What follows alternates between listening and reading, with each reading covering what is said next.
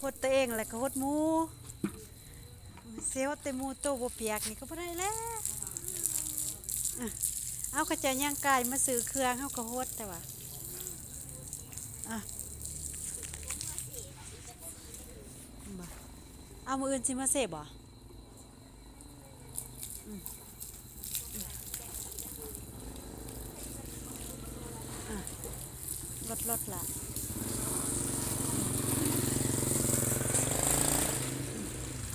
หดให้มันซุ่มมื้ออื่นฮะจังมันจังบ่ไง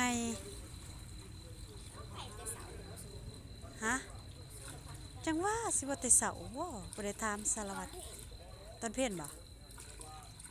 เฮาก็เกียมไว้โลดแหล้วอืมรถเด้อยับเข้าแคบรถล่ะรถอืมอืม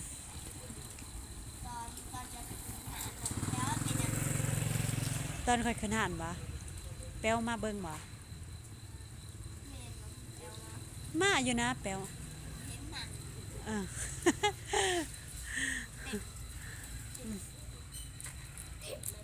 เออทอกเพิ่นดุเด้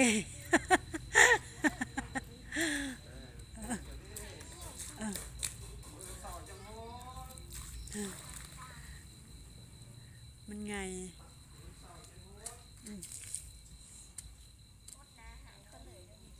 โหดโลดเจ้าดุเฮ้ยอ่ะหันบ่แม่จะแม่นบ่บ่เจ้าคือเจ้าคือจอยบัดแม่เจ้าคืออ้วนซะบ่แม่นบ่จักว่าแม่นบ่แม่แม่นพุ่นว่า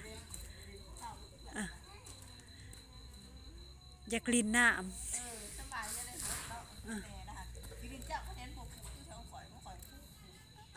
มันบ่พุอยู่คันได้ฮดเลยคันว่าป้าเฮิงหั่นมันก็เป็นอันนี้คือกันอ่ะ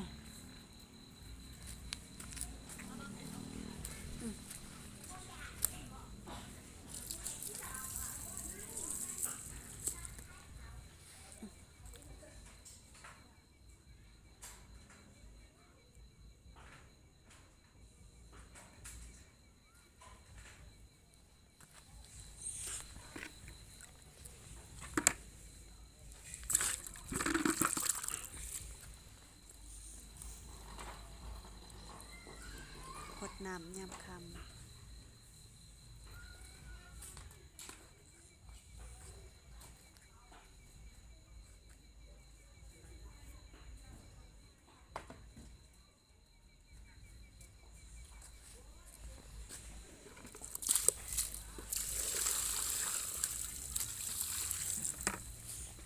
มันไง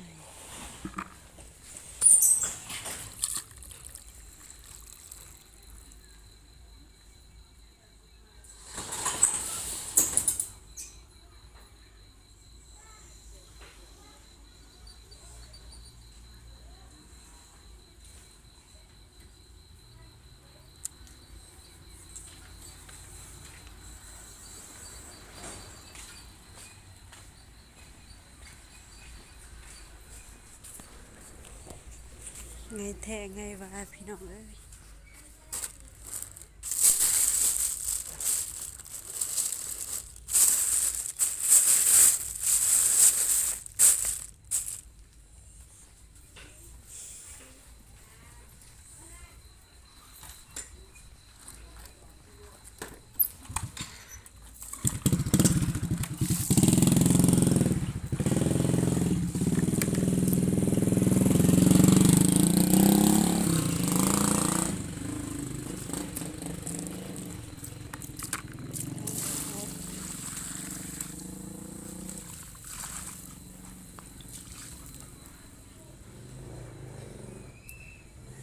เพื่อบ่ให้มันไง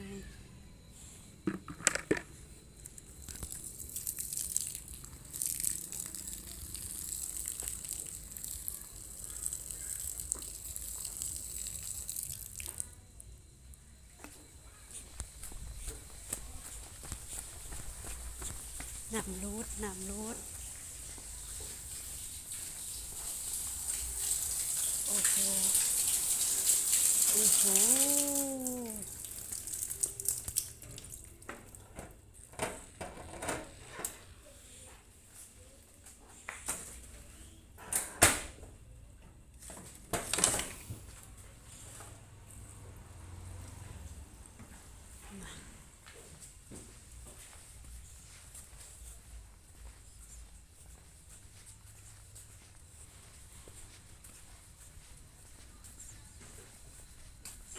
น้ำลดเนาะ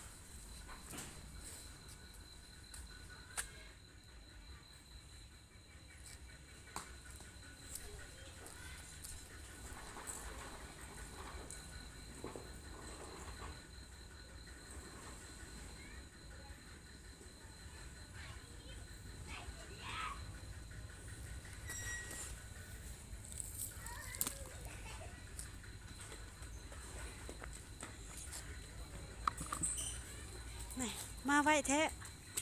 คือมาคนเดียวมัน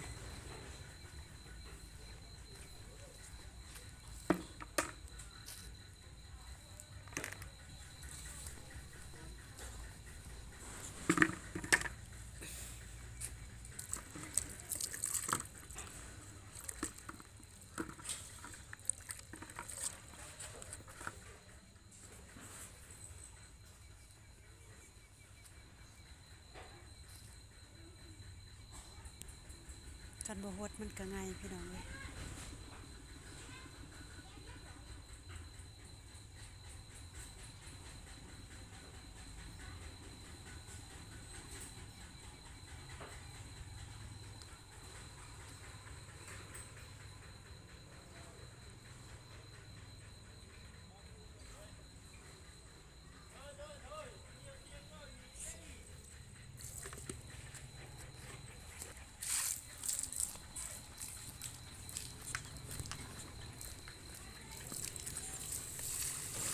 เป็นไงก็มาหารเฮาเบิด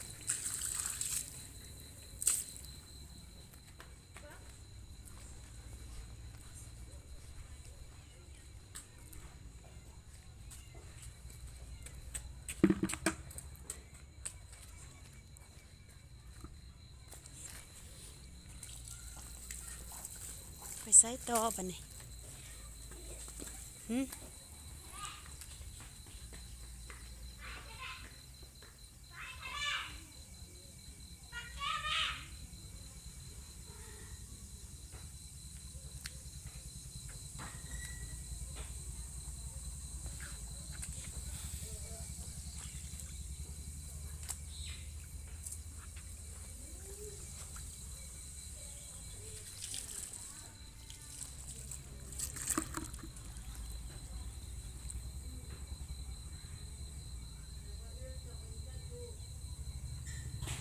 คันบ่ฮด